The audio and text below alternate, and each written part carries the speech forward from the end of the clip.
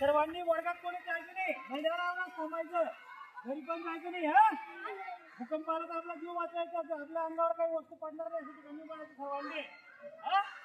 झाडा खाली उभं राहायचं नाही, वर्गा खाली उभं राहायचं नाही, पत्र खाली भिंतीजवळ अशा ठिकाणी जिथे आपल्या अंगावर काही पडेल अशा ठिकाणी उभं राहायचं नाही. मला सर्व समजायचं. भूकंप म्हणजे काय, जमिनीच्या आत खूप तापतो. कसं काढणे भरणे घरामध्ये तुम्ही हात टाका याच्यामध्ये, हाताला गरम लागतं. काय लागतं खाली, याच्या खाली खूप खाली ना अक्षरशः रस तयार होतो. काय तयार होतो?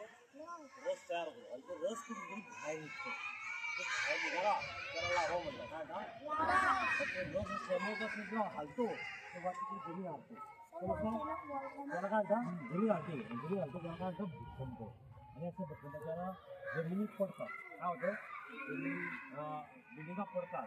पूर्वीच्या बिल्डिंगा ह्या साध्या होत्या, आता ह्या आज सीसी निघाल्या आहे ना. याला कॉलम आहे. काय आहे? भूकंप झाला तर कॉलमची तिथे हालेल परत तुम्ही.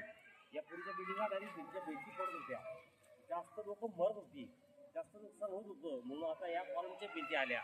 समजतं की नाही? भूकंपासाठी कायसाठी ते भूकंप. असा भूकंप आला त्यावेळेला काय करायचं असतं?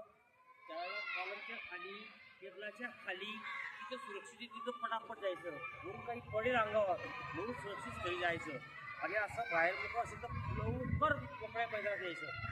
पटक्यात मोकळ्या मैदानात यायचं. काही पडझड होईल त्याच्या आधी आपण मोकळ्या मैदानात यायचं आणि आपला जीव वाचवायचा.